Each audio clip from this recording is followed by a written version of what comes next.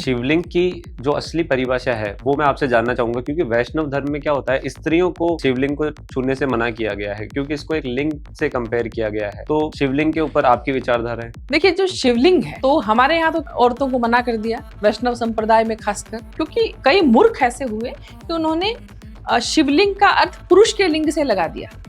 वे तो पुरुष का लिंग है तो औरतें तो दूर रहेंगी, हाथ नहीं लगा सकती इसके। अब बताइए, ऐसे ऐसे मूर्ख, इनकी मत मारी गई है। जो शिवलिंग है वास्तव में वो पर ब्रह्म का स्वरूप है, जिसे हम कहते हैं निर्गुण ब्रह्म, निर्गुण और निराकार ब्रह्म। तो आप निर्गुण ब्रह्म की कैसे उपासना करोगे? वो निराकार है, उसका कोई आकार नहीं है, उसमें कोई गंध नहीं है, कुछ भी नहीं है, वो उपासना के लायक नहीं है। तो हम कहेंगे कि जो शिवलिंग है वो अव्यक्त ब्रह्म है। लेकिन जब अव्यक्त ब्रह्म हम मनुष्यों के लिए इस प्रकृति में जब भाषित हुआ, पूजन अर्चन के लिए व्यक्त स्वरूप में जब वो आया, तो वो ज्योति के रूप में आया। वो जो ज्योति है वही ज्योतिर्लिंग है।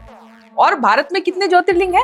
12 ज्योतिर्लिंग हम सब जानते हैं। तो ये जो ज्योतिर्लिंग की जो आविर्भाव हुआ, ये एक्चुअली वास्तव में अव्यक्त ब्रह्म है। और आप सबको मैं बता दूं, इन ज्योतिर्लिंगों की स्थापना किसी मनुष्य ने नहीं की।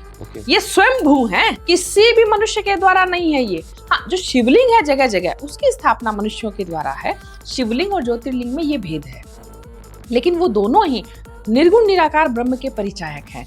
अब मुझे आप बताइए, जहाँ लिंग का संस्कृत शास्त्रों में अर्थ चिह्न है, चिह्न मतलब वो उसका चिन्ह है, चिह्न है। अब उस चिह्न को बताइए, पुरुष के लिंग से उसकी व्याख्या कर रहे हैं और स्त्रियों को दूर रख रहे हैं उससे। क्यों रख रहे हैं भाई?